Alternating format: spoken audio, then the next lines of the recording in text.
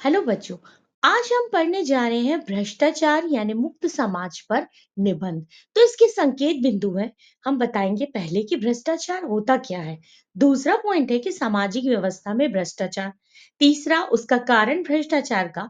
और चौथा है उसका निवारण भ्रष्टाचार। और आखिरी में हम लिखते हैं इसका उपसंहार। तो चलिए शुरू करते हैं इसका भ्रष्टाचार से क्या है या हम क्या कह सकते हैं इसे प्रस्तावना भी। तो भ्रष्टाचार दो शब्दों यानी भ्रष्ट और आचार के मेल से बना है। अब भ्रष्ट शब्द के कई अर्थ होते हैं। मार्ग से विचलित होना, ध्वस्त एवं बुरे आचरण वाला तथा आचरण का अर्थ है चरित्र यानी कि व्यवहार या उसका चाल चलन। अब भ्रष्टाचार जो है, अब इस प्रकार का जो भ्रष्टाचार है उसका अर्थ हुआ अनुचित व्यवहार एवं चाल चलन। अब विस्तृत अर्थों में इसका तात्पर्य व्यक्ति द्वारा किए जाने वाले ऐसे अनुचित कार्य से है जिससे वो अपने पद का लाभ उठाते हुए आर्थिक या अन्य लाभों को प्राप्त करने के लिए क्या करता है, स्वार्थपूर्ण ढंग से उसका प्रयोग करता है।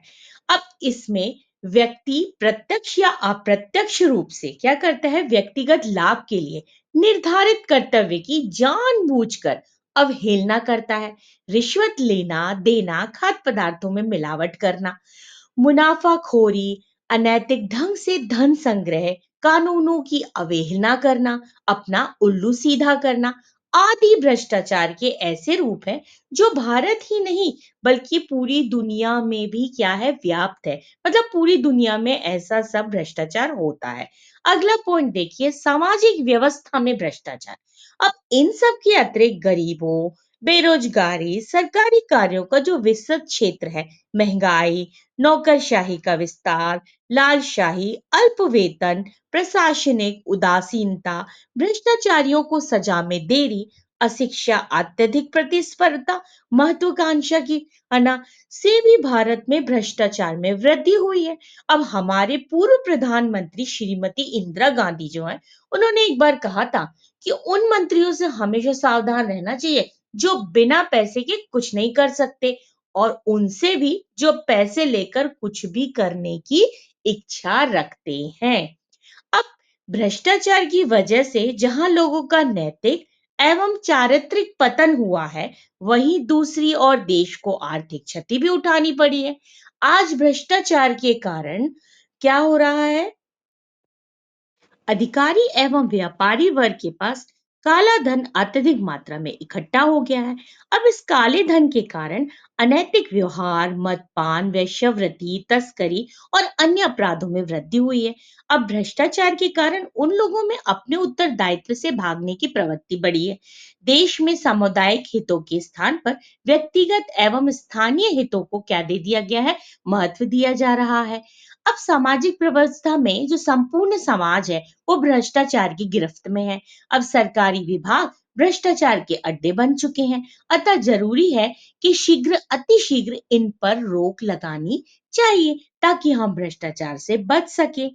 अब इसका कारण देखिए, आज हमारे देश में धर्म, शिक्षा, राजनीति, प्रशासन, कला, मनोरंजन, खेल कूद इत्यादि सभी क्षेत्रों में भ्रष्टाचार ने अपने पांव फैला दिए हैं।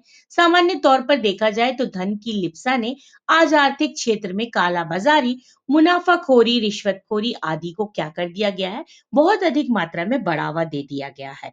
अब औद्योगिकरण में विलासिता की अनेक वस्तुओं का निर्माण किया है। अब इनको सीमित आय में प्राप्त करना सबके लिए संभव नहीं होता।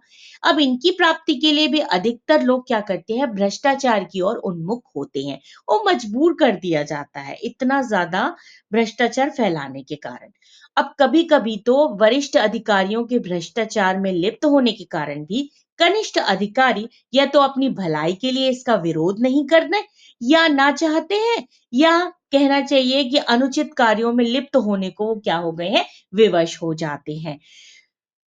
अब हमें इसका निवारण देखना है। अब निवारण जो है वो समस्या के समाधान के लिए सूचना के अधिकार का प्रयोग पर विभिन्न योजनाओं पर जनता की निगरानी भ्रष्टाचार को मिटाने में कारगर साबित होगी। अब इसके कई उदाहरण हाल में ही मिल सकते हैं। अब भ्रष्ट अधिकारियों को सजा दिलवाने के लिए दंड प्रक्रिया और दंड संहिता में संशोधन पर कानून को और कठोर बनाए जाने की आवश्यकता है।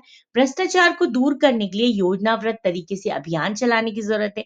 इसके लिए सामाजिक, आर्थिक, कानूनी एवं जो प्रशासनिक उपाय होते हैं हमारे, मतलब इन सब चीज़ों के कारण अपनाए जाने चाहिए। अब जीवन मूल्यों की पहचान कराकर लोगों को नैतिक गुणों, चरित्र, व्यवहारिक आदर्शों की शिक्षा के द्वारा भी भ्रष्टाचार को काफ़ी हद तक कम किया जा सकता है।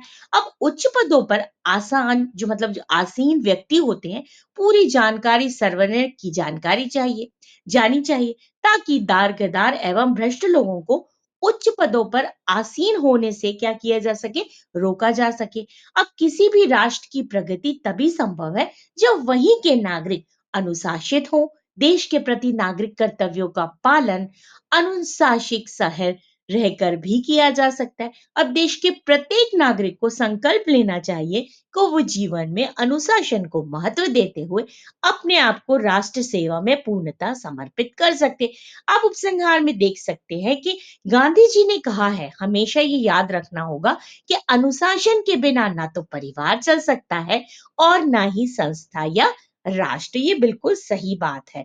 तो आपको ये भ्रष्टाचार मुक्त समाज पर निबंध कैसा लगा? अच्छा लगा हो तो प्लीज लाइक करें और कमेंट्स करके जरूर बताएं। धन्यवाद।